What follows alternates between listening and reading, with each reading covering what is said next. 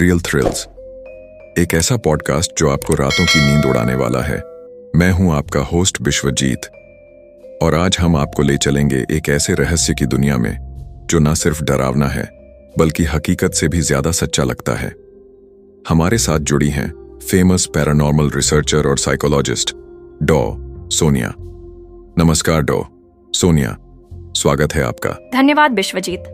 आज की कहानी बहुत ही खौफनाक है और मैं यकीन के साथ कह सकती हूँ कि ये कहानी सिर्फ कहानी नहीं, एक ऐसा रहस्य है जो आज भी गोविंदपुर के लोगों को रात में ट्रक की आवाज से डरा देता है। तो सबसे पहले हमें बताइए कि गोविंदपुर का नाम क्यों इतना चर्चित हुआ इस ट्रक हादसे के बाद। ये बात है साल 1999 की, जब गोविंदपुर गांव के बाहर एक पुरानी खदान से कोयला ढोने वाले ट्रक का एक्सीडेंट हुआ। ट्रक का नंबर था BR07G66666। कहा जाता है कि उस रात ड्राइवर रमेश ट्रक लेकर खदान से लौट रहा था, लेकिन रास्ते में उसका ट्रक एक मोड़ पर पलट गया।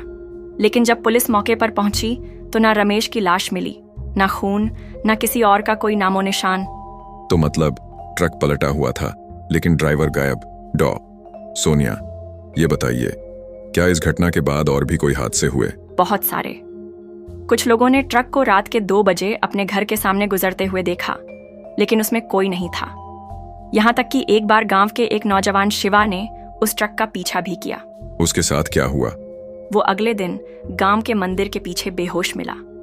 उसके कपड़े फटे हुए थे और उसके शरीर पर ट्रक के टायर के निशान थे, लेकिन गांव के किसी भी हिस्से में उस रात ट्रक गुजरने के कोई निशान नहीं थे। रूह कांप गई होगी उस वक्त। डॉ सोनिया, आपने अपनी रिसर्च में क्या पता लगाया? क्या ड्राइवर रमेश की आत्मा इस सब के पीछे है? जी हाँ, मेरी रिसर्च के अनुसार रमेश का कोई एक्सीडेंट नहीं हुआ था, उसे मारा गया था। ट्रक के अंदर कोयले की स्मगलिंग हो रही थी। रमेश ने जब ये देखा तो उसने इनकार कर दिया। उसी रात ट्रक के मालिक ने उसे मारकर ट्रक समेत खदान में दफना दिया। ओह, तो ये आत्मा बदला लेने वापस आई? हाँ, और खास बात यह है कि जो भी उस ट्रक के बारे में सच्चाई जानता है वो या तो गायब हो गया या पागल हो गया।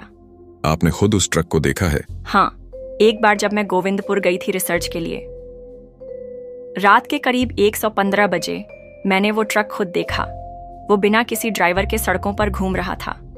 जब मैंने उसका पीछा किया, मेरी गाड़ी बंद हो गई।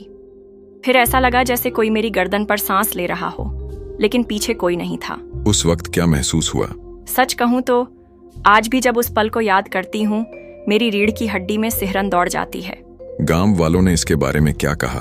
गांव के पुजारी ने कहा कि उन्होंने उस ट्रक को मंदिर के सामने से गुजरते देखा है और वहां पर मंदिर की दीवार पर ट्रक के टायर की काली परछाई बनी हुई है, जो हर सुबह साफ की जाती है, लेकिन अगली रात फिर आ जाती है। क्या किसी ने उस ट्रक को रोकने की कोशिश की? हाँ, कई बार लोग चेन से सड़क ब्लॉक करते, लेकिन ट्रक बिना टकराए सीधा आर पार निकल जाता।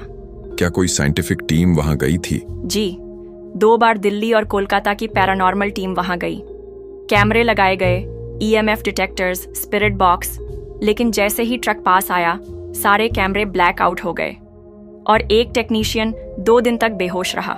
क्या अब भी वो ट्रक गोविंदपुर में दिखता है? हाँ, लेकिन अब वो कम हो गया है।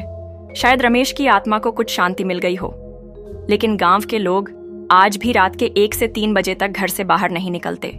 हर साल रमेश की आत्मा के लिए एक दीप जलाया जाता है गांव के मंदिर में, ताकि उसकी आत्मा शांत रहे।